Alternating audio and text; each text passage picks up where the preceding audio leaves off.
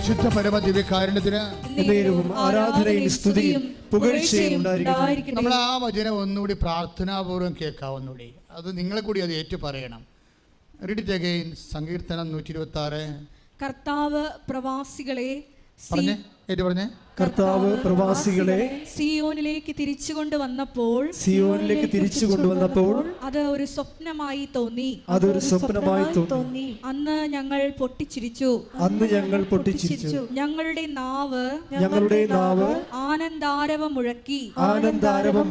കർത്താവ് അവരുടെ ഇടയിൽ വൻ കാര്യങ്ങൾ ചെയ്തിരിക്കുന്നു എന്ന് ജനതകളുടെ ഇടയിൽ പ്രഘോഷിക്കപ്പെട്ടു. കർത്താവ് ഞങ്ങൾക്ക് വേണ്ടി വൻ കാര്യങ്ങൾ ചെയ്തിരിക്കുന്നു. ഞങ്ങൾ സന്തോഷിക്കുന്നു. നെഗേബിലെ ജലപ്രവാഹങ്ങളെ എന്ന പോലെ കർത്താവേ ഞങ്ങളുടെ ഐശ്വര്യം പുനഃസ്ഥാപിക്കണമേ. കണ്ണീരോടെ വിതയ്ക്കുന്നവർ ആനന്ദഘോഷത്തോടെ കൊയ്യട്ടെ. വിത്ത് ചുമന്നുകൊണ്ട് വിലാപത്തോടെ വിതയ്ക്കാൻ പോകുന്നവൻ കറ്റ ചുമന്നുകൊണ്ട് ആഹ്ലാദത്തോടെ വീട്ടിലേക്ക് മടങ്ങും. അതായത് ഈ സങ്കീർത്തനത്തിന്റെ ഏറ്റവും രസകരമായ ഭാഗം ഏതാണെന്നറിയാവോ? അതായത് നെഗേബിലെ നീർച്ചാലുകൾ എന്നതുപോലെ അങ്ങ് ഞങ്ങളുടെ ഐശ്വര്യം എന്ന് പറഞ്ഞേ. നെഗേബിലെ നീർച്ചാലുകളെ എന്നതുപോലെ അങ്ങ് ഞങ്ങളുടെ ഐശ്വര്യം പുനഃസ്ഥാപിക്കണമേ. അപ്പൊ എല്ലാവരും ഉടമ്പടി എടുക്കണത് എന്തിനാണ്? ഐശ്വര്യം പുനഃസ്ഥാപിക്കാനാണ്. അപ്പൊ ഐശ്വര്യം പുനഃസ്ഥാപിക്കുക എന്നുള്ളത് ഉടമ്പടിയുടെ പ്രധാനപ്പെട്ട ലക്ഷ്യമാണ്. നിന്റെ സൗന്ദര്യം, നിന്റെ ആരോഗ്യം, നിന്റെ സമ്പത്ത്, നിന്റെ ജീവിതം, നിന്റെ വിദ്യാഭ്യാസം, നിന്റെ കുടുംബജീവിതം എല്ലാം പുനഃസ്ഥാപിക്കപ്പെടും. Price the Lord. അതെങ്ങനെയാണ്? നെഗേബിലെ നീർച്ചാലുകൾ. അതാണ് ഞാൻ പറയുന്നത്. ഈ സങ്കീർത്തനം എന്ന് പറയുമ്പോഴേ അത് ദൈവാനുഭവമാണ്. ആ കാലങ്ങളിൽ മനുഷ്യൻ ബാബിലോണിൽ നിന്ന്, ബാബിലോൺ എന്ന് പറഞ്ഞാൽ ഇറാഖിലാണ്. ഇറാഖിൽ ഇവർ യൂഫ്രട്ടീസ് നദിയുടെ തീരത്ത് ഇവരെ കൊണ്ട് അറസ്റ്റ് ചെയ്ത് കുറേ നാൾ നബൂഖദ്നേസർ താമസിപ്പിച്ചിട്ട് അവിടെ അടിമജീവിതം നയിച്ചിട്ടിരിക്കുന്ന ആൾക്കാരായിരുന്നു. മോചിപ്പിക്കാനുള്ള യാതൊരു മാർഗ്ഗം ഇസ്രായേലിൻ്റെ കയ്യിലില്ലായിരുന്നു. കാര്യം അവർ ഭയങ്കര ശക്തന്മാരായിരുന്നു. പക്ഷെ കർത്താവ് വലിയ കാര്യങ്ങൾ ഇവർക്ക് വേണ്ടി ചെയ്ത് ശക്തൻ്റെ കയ്യിൽ നിന്നാണ് ഇവരെ മോചിപ്പിച്ചത്. ദൈവം അപ്പോഴും വലിയ കാര്യങ്ങൾ. ഇപ്പോൾ നിധീന എന്ന് പറഞ്ഞൊരു മോള് പെരുമ്പാവൂർ സാക്ഷ്യം പറഞ്ഞു. നിധീന. അപ്പോൾ സാക്ഷി കേൾക്കുന്നതൊക്കെ മനസ്സിലാവും വലിയ കാര്യം എന്താണെന്ന്. നിധീനയുടെ പ്രശ്നം വെച്ചാൽ അവർക്ക് 2 കുഞ്ഞുങ്ങളുണ്ട്. പക്ഷെ ഇവിടെ വയറ് വല്ലാണ്ട് വന്നു ഇങ്ങനെ വീർക്കുന്നു. എന്താണ് കാര്യമെന്ന് അറിയത്തില്ല. ഇപ്പോൾ വന്ന് ശ്വാസം എടുക്കാൻ പറ്റത്തില്ല. ഈ മരിക്കാൻ പോകുന്ന ആൾക്കാർ വാ പൊളിക്കത്തില്ലേ, അതുപോലെ ആ വാ പൊളിച്ചാൽ മരിക്കാൻ പോകുന്നവർക്ക് എങ്കിലും ഇത്തിരി ശ്വാസം കിട്ടുമല്ലേ. നമ്മൾ ഈ വെള്ളം കൊടുക്കുന്ന സമയമില്ലേ, അപ്പോൾ അതുപോലുള്ള അവസ്ഥയിലായിപ്പോയി. ചില സമയത്ത് ശ്വാസം പോയാൽ വായിൽ നിന്ന് ശ്വാസം ഓക്സിജൻ എടുക്കാൻ പറ്റണില്ല. അപ്പോൾ ഇതിന് പ്രത്യേകിച്ച് മരുന്നുമില്ല. അപ്പോൾ ഇവർ വല്ലാണ്ട് അങ്ങനെ വേദനിച്ച സമയത്താണ് ഇവർ ഉടമ്പടിയെക്കുറിച്ച് കേൾക്കണത്. അവൾ ഉടമ്പടി എടുത്ത് ഇവിടെ വന്നിച്ചു. അപ്പോൾ ഇവിടെ നിന്നുകൊണ്ട് ഈ വയറിങ്ങനെ വീർത്തിരിക്കുകയാണ്. 10 മാസം പ്രഗ്നൻ്റ് ആയിട്ടിരിക്കുന്ന ആൾക്കാരെ പോലെ വയറ് വീർത്തിരിക്കുകയാണ്. അപ്പോൾ അവർക്കറിയാം ഇപ്പോഴേക്ക് ഏതെങ്കിലും ദിവസങ്ങൾ മരിക്കുമെന്നറിയാം. കാര്യം ഈ മരണശ്വാസം മരിക്കുകയാണ് ശരിക്കും. അപ്പോൾ അവിടെ നിന്നിട്ട് മാതാവിനോട് പറയും, മാതാവേ ഞാൻ എല്ലാം പരാജയപ്പെട്ടു, എല്ലാ ചികിത്സയും പരാജയപ്പെട്ടു, അവസാനം നീ മാത്രമേ ഉള്ളൂ. അതാണ് ഞാൻ നിൻ്റെ അടുത്ത് വന്നിരിക്കുന്നത്. നീയും കൈവിട്ട എന്നെ ആരും കൈയേൽക്കാനില്ല എന്ന് പറയും. കണ്ണീരോടെ പറയും. അതാണ് പ്രാർത്ഥന എന്ന് പറയും. ദൈവത്തിൻ്റെ ചങ്കയെ കൊണ്ട് പ്രാർത്ഥനയാണ്. ഇവിടെ പോയി വീട്ടിൽ പോയിട്ട് ഉടമ്പടി തൈലം എടുത്തിട്ട് വയറേറിങ്ങനെ കുരിശിടും. ആ ഒറ്റ കുരിശ് ഉടനെ ശ്വാസം നേരെയാകും. Hallelujah hallelujah hallelujah. സ്തുതിക്കട്ടെ. ഹല്ലേലൂയ. നന്ദി യേശുവേ. ആരാധന. Hallelujah hallelujah hallelujah. വസ്തുക്കളിലൂടെ ശക്തി പ്രകടമാക്കുന്നതിന് നന്ദി പറയുന്നു. ഹല്ലേലൂയ. ഇതാണ് ഈ വൻ കാര്യം എന്ന് പറയണം. മനസ്സിലായ?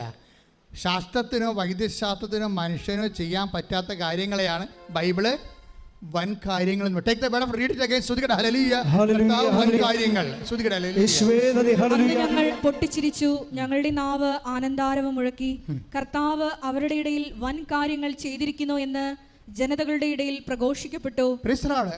അത് തന്നെയല്ലേ ഇവിടെ നടക്കണത്. കർത്താവ് പറഞ്ഞ് കർത്താവ് വൻ കാര്യങ്ങൾ വായിച്ചോളൂ. അവരുടെ ഇടയിൽ ചെയ്തിരിക്കുന്നു എന്ന് അവരുടെ ഇടയിൽ ചെയ്തിരിക്കുന്നുവെന്ന് ജനതകളുടെ ഇടയിൽ പ്രഘോഷിക്കപ്പെട്ടു. നിങ്ങൾക്കറിയാവില്ല, എവിടെയെങ്കിലും രണ്ട് മനുഷ്യർ കൂടിയാൽ ഉടനെ സംസാരിക്കണത് കൃപാസനത്തിന്റെ അനുഭവങ്ങളാണ് കൈമാറണ കാര്യം. Praise the Lord. സ്തുതിക്കട്ടെ ഹല്ലേലൂയ. ആരാധന. ഹല്ലേലൂയ. പരിശുദ്ധ പരമദിവ്യകാരുണ്യത്തിന് ആരാധനയും സ്തുതിയും പുകഴ്ചയും അപ്പൊ ഉണ്ടായിരിക്കട്ടെ. ദൈവം ഉടമ്പടി എടുക്കുമ്പോൾ തന്നെ വിചാരിക്കുക, നമ്മളുടെ കൈപ്പിടിയിൽ ഒതുങ്ങാത്ത കാര്യമാണ് വൻ കാര്യമെന്ന് പറയണത്. അതാരാണ് ചെയ്യണത്? കർത്താവാണ് ചെയ്യണത്. അപ്പം കർത്താവിനെ കൊണ്ട് ഈ വൻ കാര്യങ്ങൾ ചെയ്യിക്കാൻ വേണ്ടി മാത്രം നമ്മുടെ ഫെയ്ത്ത് ലെവല് അല്ലെങ്കിൽ ലവ് ലെവലോ സ്നേഹത്തിൻ്റെ വിശ്വാസത്തിൻ്റെ ലെവല് വർദ്ധിപ്പിക്കണം. ഈ വൻ കാര്യങ്ങൾ ചെയ്തിട്ട് എന്താ പറയണത്? അതെങ്ങനെയാണ് ചെയ്യണത്? നെഗേബിലെ നെഗേബിലെ നീർച്ചാലുകളെ എന്നതുപോലെ ഞങ്ങളുടെ ഐശ്വര്യം പുനഃസ്ഥാപിക്കണമേ. ഈ ഐശ്വര്യം പുനഃസ്ഥാപിക്കണത് ദൈവത്തിൻ്റെ ചിരപുരാതനവും നിത്യനൂതനവുമായ ഒരു ചൈതന്യ പ്രക്രിയയാണ്. പണ്ട് ദൈവം മനുഷ്യൻ സൃഷ്ടിച്ച കാലം മുതൽ എല്ലാ ഐശ്വര്യം നഷ്ടപ്പെട്ടവരുടെ ഐശ്വര്യങ്ങളെ ദൈവം പുനഃസ്ഥാപിച്ചു കൊടുത്തിരുന്ന വിശ്വസിക്കുന്നവരുടെ. ഇന്ന് ഈ കാലത്ത് ഉടമ്പടി എന്ന പ്രത്യേക പദ്ധതികളിലൂടെ 10,000-കണക്കിന് മനുഷ്യരുടെ ഐശ്വര്യങ്ങൾ അനുദിനം പുനഃസ്ഥാപിച്ചു കൊണ്ടിരിക്കുകയാണ്. അതാണ് വചനം പറയണത്. നെഗേബിലെ നീർച്ചാലുകളെ എന്നതുപോലെ ഞങ്ങളുടെ ഐശ്വര്യം പുനഃസ്ഥാപിക്കണം. ഇപ്പൊ നോർത്തേൺ സൈഡ് ഇപ്പൊ നമുക്കറിയാം, ഇപ്പൊ ഇത് ആലപ്പുഴ നോർത്തേൺ സൈഡ് കന്യാകുമാരി വരെ പോകാൻ നമുക്ക് വേണമെങ്കിൽ. അപ്പോൾ അതുപോലെ തന്നെ ഈ പലസ്തീൻ രാജ്യത്തിൻ്റെ വടക്ക് സ്ഥലത്താണ് ഈ നെഗേബ് മൗണ്ടൻസ് ഉള്ളത്. നമുക്ക് വടക്ക് സ്ഥലത്ത് എന്താ ഉള്ളത്? ഹിമാലയമല്ല, ഇപ്പുറത്തുണ്ടല്ലോ വിന്ധ്യസൽപുറം. അതുപോലെ തെക്ക് വടക്ക് കിടക്കുന്ന ഭൂമിയുടെ വടക്ക് വശത്തുള്ള പർവ്വതങ്ങളാണ് നെഗേബ് പർവ്വതങ്ങൾ. ഇപ്പം നെഗേബിലെ നീർച്ചാലുകൾ എന്താണെന്ന് മനസ്സിലാക്കിയാൽ മാത്രമേ ഈ സങ്കീർത്തനത്തിന് ആഴം പിടിക്കത്തുള്ളൂ. ഈ പലസ്തീനയുടെ വടക്ക് ഭാഗത്തുള്ള പർവ്വതങ്ങളിൽ വല്ലകാലത്തുമേ മഴ പെയ്യത്തുള്ളൂ. അവിടെ ഈ തണ്ടർ അതുപോലെ തന്നെ എന്താണ് ഇടിമിന്നലും കൊടുങ്കാറ്റും പെട്ടെന്നുണ്ടാകും. കാര്യം പൊതുവേ നെഗേബ് മരുഭൂമിയാണ്. നെഗേബ് എന്ന പറഞ്ഞ സ്ഥലം മരുഭൂമിയാണ്, മഴ പെയ്യാത്ത സ്ഥലമാണ്. അപ്പോൾ ഈ നീർച്ചാൽ എന്താണെന്നൊക്കെ പിടികിട്ടണമെങ്കിൽ അങ്ങനെ പറഞ്ഞാലേ മനസ്സിലാകത്തുള്ളത്. ഇത് നമ്മളെപ്പോലെ ആണ്ടിൽ 24 മണിക്കൂറും മഴ പെയ്യുന്ന സ്ഥലമല്ല ഇത് മഴ കാണാത്ത സ്ഥലമാണ്. മഴ കാണാത്ത സ്ഥലത്ത് പെട്ടെന്ന് ഇങ്ങനെ ലൈറ്റ്നിങ് തണ്ടറുണ്ടാവും, ഇടിമിന്നലും കൊടുങ്കാറ്റും ഉണ്ടാവും. ഇടിമിന്നലും കൊടുങ്കാറ്റും ഉണ്ടായി അതിൻ്റെ അകത്ത് മഴ ചാറും. അല്ല മഴ പോലെ നമ്മൾ കുത്തിച്ചൊരിഞ്ഞ് പെയ്യത്തില്ല. നെഗേബിലെ മറുപങ്ങൾ വല്ല കാലത്തും ഇങ്ങനെ. പക്ഷേ അവിടെ നിന്ന് 7-8 നദികളുണ്ട്, നീർച്ചാലുകൾ. ഈ നെഗേബിൽ നിന്ന് 7-8 നദികൾ ഇതുപോലെ പലസ്തീനിലൂടെ പോകുന്നുണ്ട്. ഈ നദികൾ 360 ദിവസം വരണ്ട് കിടക്കുകയാണ്. നമ്മുടെ ചിലരുടെ ജീവിതമാകുമ്പോൾ അങ്ങനെയല്ലേ, മൊത്തം വരണ്ട് കിടക്കല്ലേ, സമ്പത്തില്ല, ആരോഗ്യമില്ല, സ്വാധീനമില്ല, ഒന്നുമില്ല, ജോലി പോയി, വീട് പോയി, വരണ്ട നദികളാണ്. ഈ വരണ്ട നദികളെ പോലെ എന്തൊരു ദൈവാനുഭവമാണെന്ന് നോക്കിയേ. നെഗേബിലെ നീർച്ചാലുകൾക്ക് എന്താ സംഭവിക്കണത്? ഇത് പൊടുന്നതിന് ഇടിമിന്നലും മഴയും ഉണ്ടായിട്ട് ഈ അവിടെ ഉണ്ടായ മഴ ചിലപ്പോൾ 1 മണിക്കൂറായാലും പെയ്യണ മഴയാണെങ്കിലും ഈ മഴവെള്ളം ഇങ്ങനെ ഒഴുകി വരും ഈ നദികളിലൂടെ. അപ്പോൾ അത് ഒഴുകി വരുമ്പോൾ എന്താ ചെയ്യണമെന്ന് വെച്ച് കഴിഞ്ഞാൽ, അപ്പോൾ അന്ന് വിഷയം എന്ന് വെച്ച് കഴിഞ്ഞാൽ മഴവെള്ളം ഒഴുകി എപ്പോഴെങ്കിലും വരുമെന്നറിയാം കർഷകർക്ക്. അത് കാരണം എന്തു ചെയ്യും, വരണ്ട നദിയിലാണെങ്കിലും അവർ വിത്ത് അവിടെ നേരത്തെ പാകിയിട്ടേക്കും. അയ്യോ എന്തൊരു സങ്കീർത്തനമാണെന്നറിയാം ഇത്. വിത്ത് നേരത്തെ പാകിയിട്ടേക്കും. നമ്മുടെ ഇപ്പം മഴ കാണുന്നില്ല, കാറ്റില്ല, മഴയില്ല. Take the word of God. ഒന്ന് രാജാക്കന്മാരെ 3:15. ശ്രുതിക്കട്ടെ ഹല്ലേലൂയ, ശ്രുതിക്കട്ടെ ഹല്ലേലൂയ. യേശുവേ നന്ദി. Hallelujah, hallelujah, hallelujah, hallelujah. യേശുവേ സ്തുതി. Hallelujah, hallelujah, hallelujah. യേശുവേ മഹത്വം, മഹത്വം, മഹത്വം, മഹത്വം. Hallelujah, hallelujah, hallelujah, hallelujah. യേശുവേ സ്തുതി. Hallelujah, hallelujah. നാദാവരേണമേ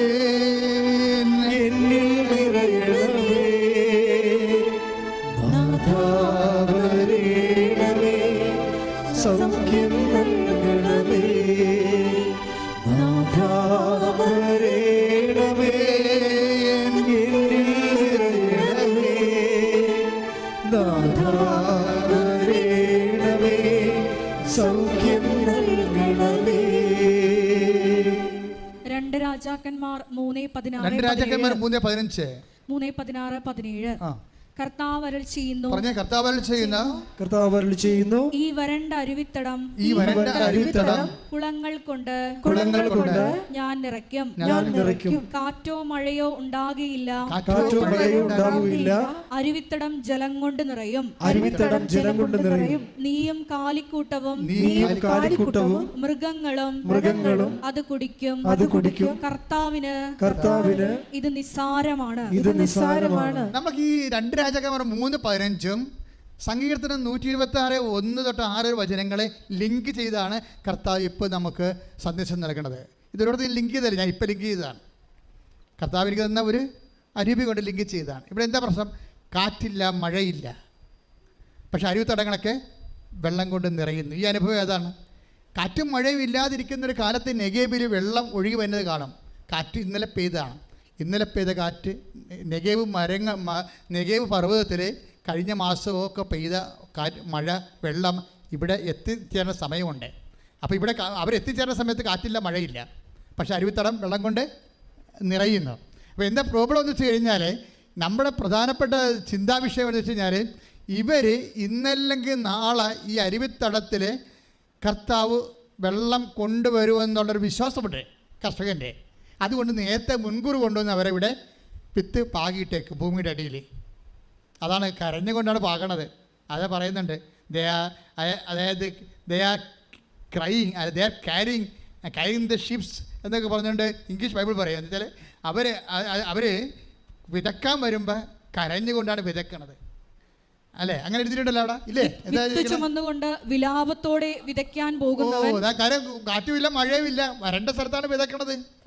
പല വിലാപത്തോടെയാണ്, കണ്ണീരിലാണ് വിതക്കണത്. അരുവിത്തടങ്ങളിലെ വെള്ളത്തിൽ, മഴവെള്ളത്തിലല്ല, കണ്ണീരിലാണ് വിതക്കണത്. എൻ്റെ ദൈവത്തിൻ്റെ തിരുസന്നിധി നിൻ്റെ സങ്കടങ്ങൾ നീ കണ്ണീരിലാണ് വിതച്ചിരിക്കണത്.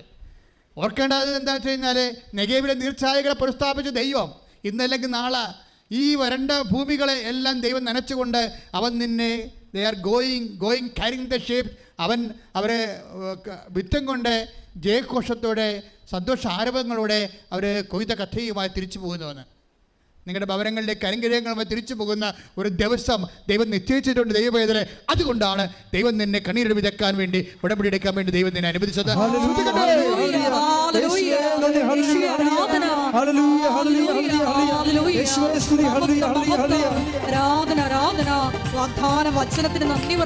എൻ്റെ പേര് ജോയ്സ്, എൻ്റെ ഹസ്ബൻഡിൻ്റെ പേര് രാജേഷ്. ഞങ്ങൾ 2019 ഇവിടെ വന്ന് ഉടമ്പടി എടുത്തത്. ഞങ്ങൾ വരുന്നത് തൃശ്ശൂരിൽ നിന്നാണ്. 2019 മെയ് 8 ആദ്യമായിട്ട് ഞങ്ങളിവിടെ വന്ന് ഉടമ്പടി എടുത്തത്. ഉടമ്പടി എടുക്കാനുള്ള കാരണം ഞങ്ങൾക്ക് വിദേശത്തേക്ക് പോകാനുള്ളൊരു ആഗ്രഹത്തോടു കൂടിയാണ് വന്നത്. അപ്പം ഞങ്ങളൊരു ദിവസം പള്ളിയിൽ വന്നപ്പം അവിടെ ഞങ്ങൾക്ക് കൃപാസന പത്രം കിട്ടി.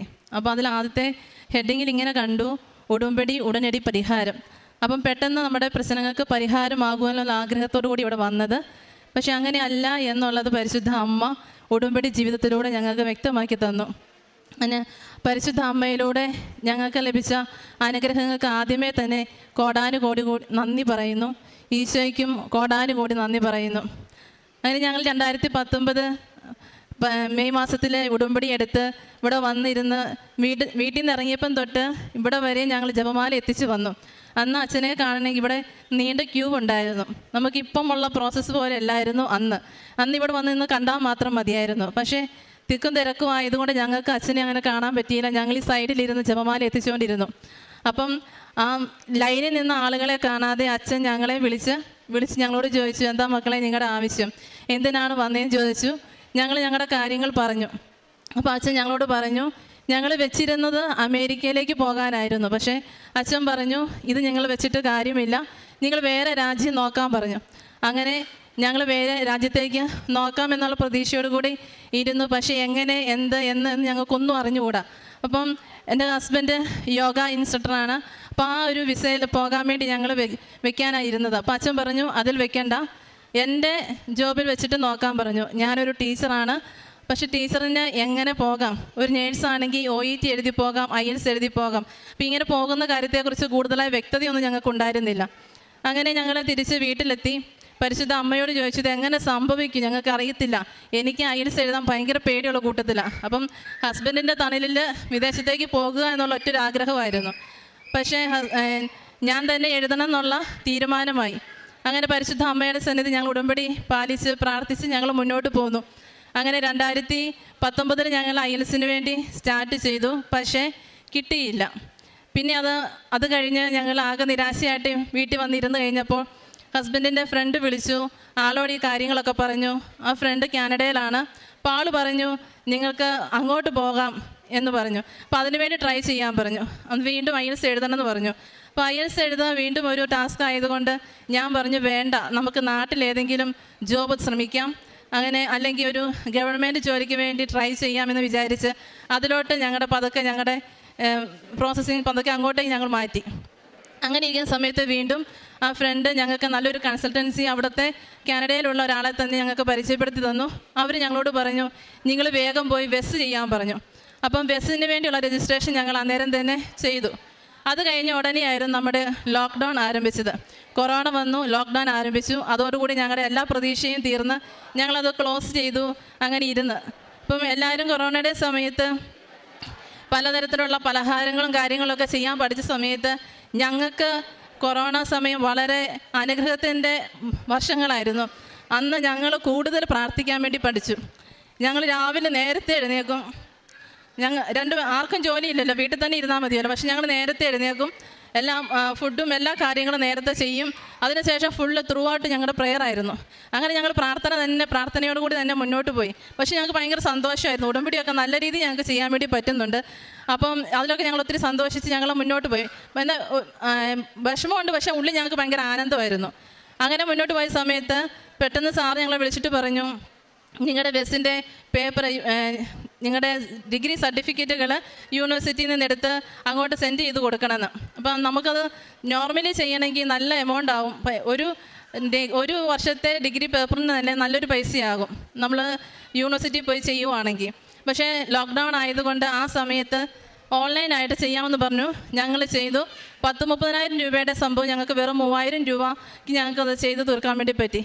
അത് കഴിഞ്ഞിട്ട് ഞങ്ങൾ വീണ്ടും ഞങ്ങളുടെ പ്രാർത്ഥന തുടർന്നു. ലോക്ക്ഡൗൺ മുന്നോട്ട് പോകുന്നു. അങ്ങനെ ഈ സമയത്ത് സാറ് വിളിച്ചിട്ട് പറഞ്ഞു ഒരു എംപ്ലോയർ നിങ്ങൾക്ക് റെഡി ആയിട്ടുണ്ട്, ഇൻ്റർവ്യൂവിന് റെഡിയാണോ എന്ന്. അപ്പം ആൾ പറഞ്ഞു റെഡിയാണ് സാറേ എന്ന് പറഞ്ഞു. അപ്പോൾ സാർ പറഞ്ഞു എൻ്റെ കയ്യിൽ ഫോൺ കൊടുക്കാൻ പറഞ്ഞു. സാർ എന്നോട് എൻ്റെ ലാംഗ്വേജ് ടെസ്റ്റ് ചെയ്യാൻ വേണ്ടി സംസാരിക്കാനായിരുന്നു. സാർ ഇംഗ്ലീഷ് സംസാരിച്ചപ്പോൾ എൻ്റെ എല്ലാ കോൺഫിഡൻസും പോയി. ഞാൻ പെട്ടെന്ന് ഫോൺ കട്ട് ചെയ്തു. അപ്പോൾ എൻ്റെ വീണ്ടും സാറ് വിളിച്ചു ഇങ്ങനെയാണെങ്കിൽ എങ്ങനെ ആളെ ഇൻ്റർവ്യൂ അറ്റൻഡ് ചെയ്യുമെന്ന് ചോദിച്ചു. അപ്പോൾ ഹസ്ബൻഡ് പറഞ്ഞു ഇല്ല അവൾ ചെയ്യും, അവൾക്ക് ഇപ്പോൾ പെട്ടെന്നൊരു ടെൻഷൻ വന്നിട്ടാ, സാറ് വിളിച്ചോളൂ, ഞങ്ങൾ റെഡിയാണ്, അത് ഓക്കെ ആക്കിയോളൂ എന്ന് പറഞ്ഞു. അതിന് സാറ് പറഞ്ഞു അങ്ങനെയാണെങ്കിൽ നാളെ നിങ്ങൾ റെഡി ആവണം, നാളെ അല്ലെങ്കിൽ നാളെ അത് കഴിഞ്ഞിട്ടുള്ള ദിവസം ഇൻ്റർവ്യൂവിന് വിളിക്കും. അരമണിക്കൂറാണ്, 15 മിനിറ്റ് ഓഡിയോയും 15 മിനിറ്റ് വീഡിയോ കോളിലുമാണ് ഇൻ്റർവ്യൂ നടക്കുന്നതെന്ന് പറഞ്ഞു. അങ്ങനെ ഞങ്ങൾ അതിനുവേണ്ടി ഒരുക്കങ്ങൾ ആരംഭിച്ചു. പക്ഷേ എനിക്ക് എന്തോ ഒരു ഭയങ്കര ശക്തി എനിക്ക് തോന്നി. ഞാൻ മാതാവിനോട് ജപമാല എത്തിച്ചും മാതാവിനെ പ്രതീക്ഷിക്കുന്ന പ്രാർത്ഥന ചൊല്ലിയും ഒക്കെ പ്രാർത്ഥിച്ചു. ആളും കൂടെ ഭയങ്കര പ്രാർത്ഥനയായിരുന്നു. ടൈമായി. ഞങ്ങൾക്ക് നൈറ്റിലാണ് ഇൻ്റർവ്യൂ പറഞ്ഞിരുന്ന സമയം. ആ സമയത്ത് ഈശോയുടെയും കൃപാസനമ്മയുടെ മുമ്പിൽ ആൾ സാഷ്ടാംഗം വീണ് പ്രാർത്ഥിച്ചു. ഇൻ്റർവ്യൂ സ്റ്റാർട്ട് ചെയ്തു. അരമണിക്കൂറിൻ്റെ ഓഡിയോയും 15 മിനിറ്റ് ഓഡിയോ 15 മിനിറ്റ് വീഡിയോ. അതങ്ങനെയല്ലായിരുന്നു, 1 മണിക്കൂർ വീഡിയോ ആയിരുന്നു. ആ 1 മണിക്കൂർ വീഡിയോയിൽ ഞങ്ങൾ കുറേ നേരം സംസാരിച്ചു. അങ്ങനെ ഫോർമലായിട്ടുള്ളതല്ലായിരുന്നു, ഇൻഫോർമലായിട്ട് തന്നെ കുറേ സംസാരിച്ച് കഴിഞ്ഞപ്പോൾ അവസാനം അവർ പറഞ്ഞു നിന്നെ പ്രൊസീഡ് ചെയ്തിരിക്കുന്നു, സെലക്ട് ചെയ്തിരിക്കുന്നു, മുന്നോട്ട് പോകാമെന്ന് പറഞ്ഞു. അപ്പം ഞങ്ങളുടെ വേണ്ടി ചെയ്യുന്ന സാറിനും എല്ലാവർക്കും ഭയങ്കര സന്തോഷമായി, ഞങ്ങൾക്കും സന്തോഷമായി. പക്ഷേ ആ ജോബ് കുറച്ച് ടഫ് ഉള്ളതായിരുന്നു. അപ്പം എൻ്റെ മനസ്സിലിങ്ങനെ ഉണ്ടായിരുന്നു, എൻ്റെ മാതാവേ ഇതെനിക്ക് ഒരുപാട് ജോലി ചെയ്യേണ്ടി വരുമല്ലോ, അപ്പം ഞാൻ കുറേ ടെൻഷൻ അടിക്കേണ്ടി വരും. ഇതെനിക്ക് ഇല്ലെങ്കിലും കുഴപ്പമില്ല, വേറെ ജോലിയായിരുന്നു കുഴപ്പമില്ലായിരുന്നു, എന്നാലും കുഴപ്പമില്ല, ഞങ്ങളുടെ ആഗ്രഹമല്ലേ, ഞാൻ അതിന് മുന്നോട്ട് പോകാമെന്നൊക്കെ വിചാരിച്ച് അങ്ങനെ ഇരുന്നു. വീണ്ടും IELTS എക്സാം എഴുതാൻ പറഞ്ഞു. അങ്ങനെ IELTS എക്സാം എഴുതാൻ വേണ്ടി പോയി.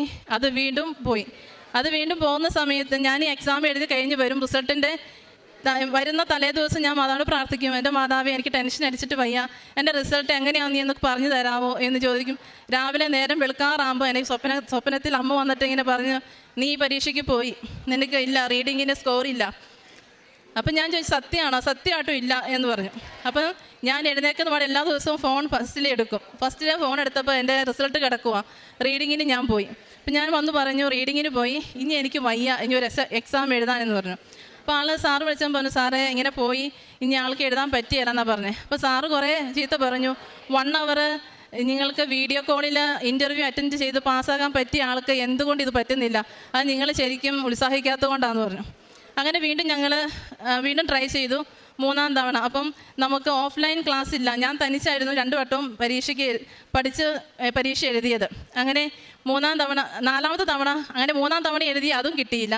4-ാം തവണയായപ്പോൾ എനിക്ക് ഓൺലൈൻ ഒരു കോഴ്സ് ചെയ്യാൻ വേണ്ടി നല്ലൊരു സാറിനെ, പരിശുദ്ധ അമ്മ, ഞങ്ങളിവിടെ വന്നിട്ടും പ്രാർത്ഥിക്കുമായിരുന്നു. അതുപോലെ വീട്ടിലിരുന്ന് ശക്തമായിട്ട് ഒന്നേ ഉള്ളൂ ഞങ്ങൾക്ക് ഉടമ്പടി ജീവിതം, ഉടമ്പടി തന്നെ സന്തോഷത്തോടു കൂടെ പോവുകയാണ്. അന്നേരം ഇതൊക്കെയാണെങ്കിലും പിന്നെ ത്രില്ലായി എനിക്ക്. IELTS എക്സാം തോറ്റുപോയാൽ വീണ്ടും എഴുതാലോ എന്നുള്ളൊരു ഭയങ്കര ഒരു ആഗ്രഹമായിരുന്നു. അങ്ങനെ 4-ാം തവണ IELTS എക്സാം എഴുതാൻ നേരത്ത് ഈ സാറിൻ്റെ അടുത്ത് ഞാൻ കോച്ചിങ് നടത്തിയ സാറാണെങ്കിൽ നല്ലൊരു ദൈവാരൂപിയുള്ള നല്ലൊരു സാറ്. അപ്പം എനിക്ക് എൻ്റെ എവിടെയാണോ ബ്ലോക്കായി കിടക്കുന്നത് അത് കണ്ടുപിടിച്ച്, അതായത് നമ്മുടെ വീട്ടിൽ ഒരു ഹോം ട്യൂട്ടറിനെ വെക്കുന്ന രീതിയിലായിരുന്നു എനിക്ക് ആ സാറിനെ കിട്ടിയത്. എപ്പോഴും 24 hours എനിക്ക് സാറിനെ വിളിച്ച് എന്ത് വേണമെങ്കിലും സംസാരിച്ച് എൻ്റെ ഇത് ക്ലിയർ ചെയ്ത് എനിക്ക് എടുക്കാമായിരുന്നു. അപ്പം നമ്മൾ കൊടുക്കുന്ന ഫീസൊന്നും സാറ് നോക്കുന്നില്ല, നമുക്ക് എത്രമാത്രം ബെനിഫിറ്റ് കിട്ടുന്നുണ്ടെന്ന് മാത്രം ആൾ നോക്കിക്കൊണ്ടിരുന്നത്. അങ്ങനെ ഞാൻ IELTS എക്സാം എഴുതാറായി, നന്നായിട്ട് സംസാരിക്കാനും എല്ലാ കാര്യങ്ങളും ക്ലിയറായി. അപ്പോൾ സാറിനും നല്ല സന്തോഷമായി. സാറ് പറഞ്ഞു ടീച്ചറിന് എന്തായാലും കിട്ടും, ധൈര്യത്തോടെ കൂടെ പോക്കോ, നല്ല സ്കോർ കിട്ടുമെന്ന് പറഞ്ഞു. അപ്പോൾ ഞാൻ വളരെ കോൺഫിഡൻ്റ് ആയി. കാരണം വെച്ചാൽ കഴിഞ്ഞ 3 പ്രാവശ്യം പോയി, ഇനിയിപ്പോൾ എനിക്ക് ഞാനിപ്പോൾ നന്നായി ട്രെയിൻ ചെയ്തിട്ട് പോകുന്നതല്ലേ. അപ്പോൾ അത്രമാത്രം കോൺഫിഡൻസ്, ഭയങ്കര സന്തോഷത്തോടും ഭയങ്കര ഉത്സാഹത്തോടു കൂടിയാണ് എൻ്റെ സ്പീക്കിംഗ് എക്സാമിന് വേണ്ടി പോകുന്നത്. കൃപാസന മാതാവിൻ്റെ ലോക്കറ്റ് എപ്പോഴും എൻ്റെ കയ്യിലുണ്ടായിരിക്കും. ആ ലോക്കറ്റും പിടിച്ചാണ് ഞാൻ പോകുന്നത്. ചെന്നു, ഇനി ലാസ്റ്റത്തെ കാൻഡിഡേറ്റ് ആയിരുന്നു ഞാൻ. അങ്ങനെ ലാസ്റ്റ് ഞാൻ അറിയുന്നില്ല ഞാനാ ലാസ്റ്റത്തേന്ന്, പക്ഷെ ലാസ്റ്റ് കയറി. അപ്പം ഞാൻ പ്രാർത്ഥിച്ചിരുന്നു, അമ്മ തന്നെ എനിക്ക് വന്ന് എക്സാമറായിട്ട് വന്നിരിക്കണേന്ന് പറഞ്ഞ് ഞാൻ പ്രാർത്ഥിച്ചിരുന്നു. അപ്പം കാണാൻ നല്ല ഫെയറായ ഒരു മാമായിരുന്നു എൻ്റെ എക്സാമിനർ. ഞാൻ ചെന്ന് കയറിയപ്പം തൊട്ട് എൻ്റെ എക്സാം തീരുന്നിടം വരെയും ഐ കോണ്ടാക്റ്റ്, ആ മാമിൻ്റെ കണ്ണ് എൻ്റെ മുഖത്തൊന്നും അങ്ങോട്ടും ഇങ്ങോട്ടും മാറുന്നില്ല. ആകെ എൻ്റെ കോൺഫിഡൻസ് എല്ലാം അങ്ങ് പോയി, എൻ്റെ കയ്യിൽ നിന്നെല്ലാം പോയി. ഞാൻ ആകെ വിറങ്ങലിച്ച് ആ എക്സാമിൻ്റെ മുമ്പിൽ ഇരിക്കുക. അപ്പം ഞാൻ പറഞ്ഞു, എൻ്റെ മാതാവേ, ഞാൻ വളരെ കോൺഫിഡൻസ് ആയി വന്നിട്ട് എനിക്ക് ഇത് ഉറപ്പായിട്ടും കിട്ടുന്ന പ്രതീക്ഷ വന്നു, എൻ്റെ എല്ലാം പോയല്ലോ, ഇനി എനിക്ക് ഒരു പ്രതീക്ഷയില്ല.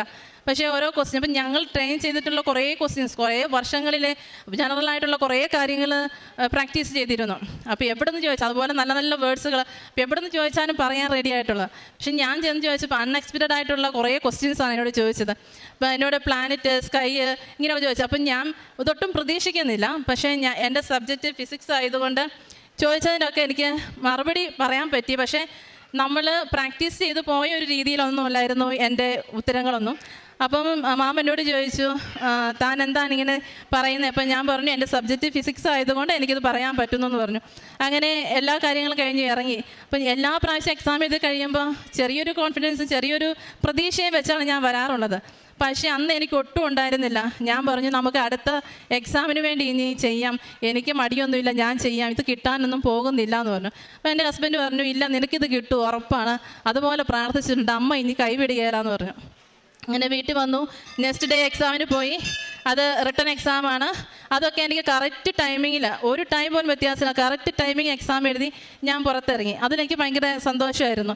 എൻ്റെ ഈ സ്പീക്കിങ്ങിൻ്റെ കാര്യത്തിൽ എനിക്ക് ഭയങ്കര ടെൻഷൻ. ഇനി ആ സാറിനോട് ഞാൻ എന്തു പറയും? പിന്നെ എന്നെ പഠിപ്പിക്കുന്ന സാറ്, പഠിക്കുന്ന എല്ലാ കുട്ടികൾക്കും നല്ല സ്കോറ്, ഞാൻ മാത്രം ഇനി അവിടെ ഒരു പ്രതീക്ഷയ്ക്ക് വകയില്ലാതെ മാറുമല്ലോ എന്നുള്ള ഭയങ്കര വേദന. പിന്നെ ഞാൻ കൈവിട്ടില്ല. ഞാൻ ജപമാല എത്തിക്കുകയും ഉടുമ്പടി, കാരുണ്യ പ്രവർത്തികൾ, പ്രേക്ഷിത പ്രവർത്തനങ്ങളൊക്കെ നന്നായി കട്ടിക്ക് ഞാൻ ചെയ്യാൻ വേണ്ടി തുടങ്ങി. ഞാൻ ഭയങ്കര പ്രാർത്ഥന ആരംഭിച്ചു. 21 ദിവസം ഉപവസിച്ച് പ്രാർത്ഥിച്ച് ആ പ്രാർത്ഥനയുടെ ഫലമായിട്ട് എനിക്ക് സ്പീക്കിങ്ങിന് ഏറ്റവും സ്കോർ കിട്ടിയത് സ്പീക്കിങ്ങിന്.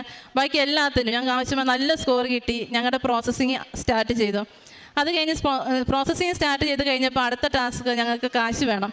ഞങ്ങളുടെ കയ്യിൽ അന്നേരം ഒട്ടും കാശുണ്ടായിരുന്നില്ല. വേറെ 250 രൂപയെ ഞങ്ങളുടെ കയ്യിൽ ഉണ്ടായിരുന്നുള്ളൂ. അപ്പോൾ ആൾ പറഞ്ഞു, ഈ പരിപാടിക്ക് നിൽക്കണ്ട, നമുക്ക് സ്റ്റോപ്പ് ചെയ്യാമെന്ന് പറഞ്ഞു. ഞാൻ പറഞ്ഞു, ഇല്ല, ഇത്ര എത്തിച്ച അമ്മ ബാക്കി കാര്യങ്ങൾ ചെയ്തോളൂന്ന്. അങ്ങനെ ഞങ്ങൾ വീണ്ടും പ്രോസസ്സിങ് സ്റ്റാർട്ട് ചെയ്തു. ആ സമയത്ത് ഞങ്ങൾക്ക് എവിടെ നിന്ന് പൈസ കിട്ടുന്നില്ല. ഞങ്ങൾ പലരോട് ചോദിച്ചു, ആർക്കും അന്നേരം ഒരു നല്ലൊരു എമൗണ്ട് പൈസയുണ്ട്. ആ പൈസ എടുക്കാൻ ആരുടെ കയ്യിലും ഇല്ല. അപ്പോൾ എല്ലാവരും ശ്രമിക്കാമെന്ന് പറഞ്ഞു.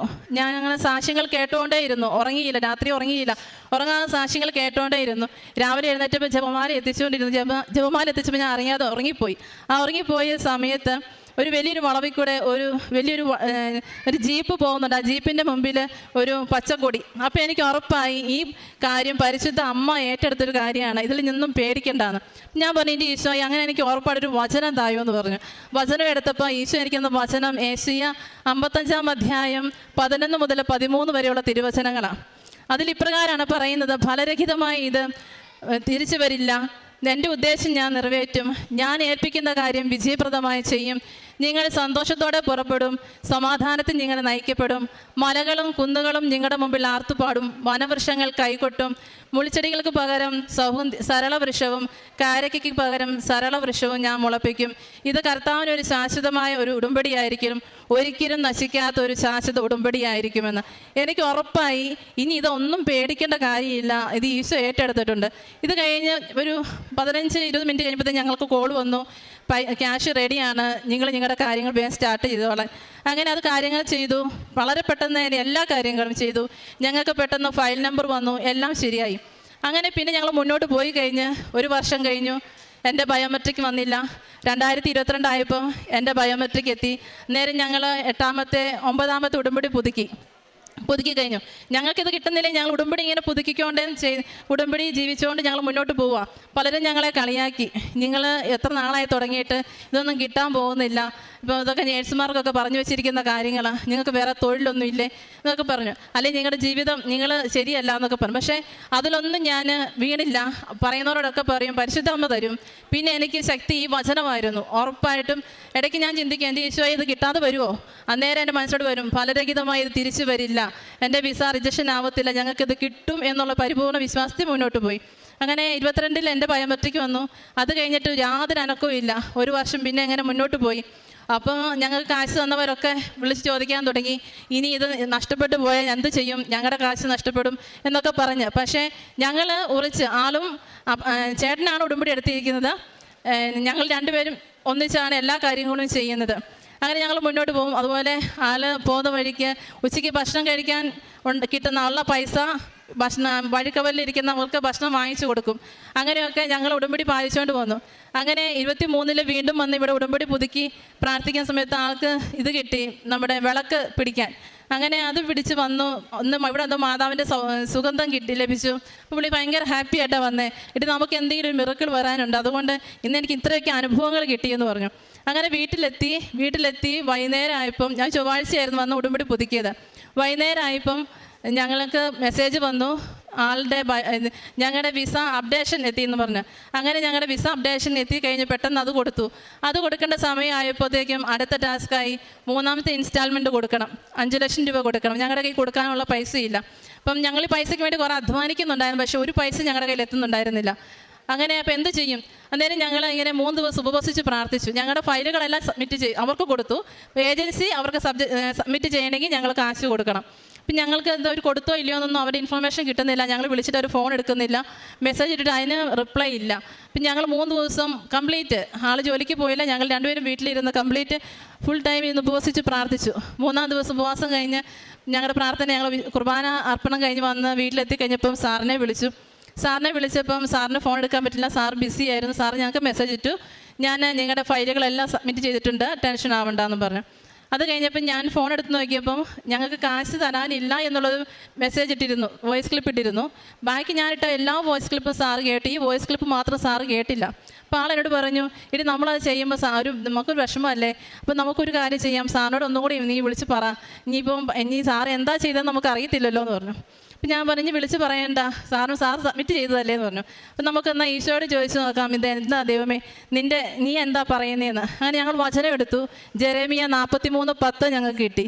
അതിങ്ങനെയായിരുന്നു: ഞാൻ ഒളിപ്പിച്ച് വെച്ച ആ കല്ലുകളിൽ ഞാൻ എൻ്റെ സ്വർഗീയ സിംഹാസനം പണിയും, അത് രാജകീയമായ വിധാനമായിട്ട് ഒരുക്കുമെന്ന്. അപ്പം ഞങ്ങൾക്ക് ഉറപ്പായി ഇത് ഈശോ ഞങ്ങൾക്ക് വേണ്ടി ഒളിപ്പിച്ച് വെച്ച് കഴിഞ്ഞ് പറയണ്ട ഈ കാര്യമെന്ന്.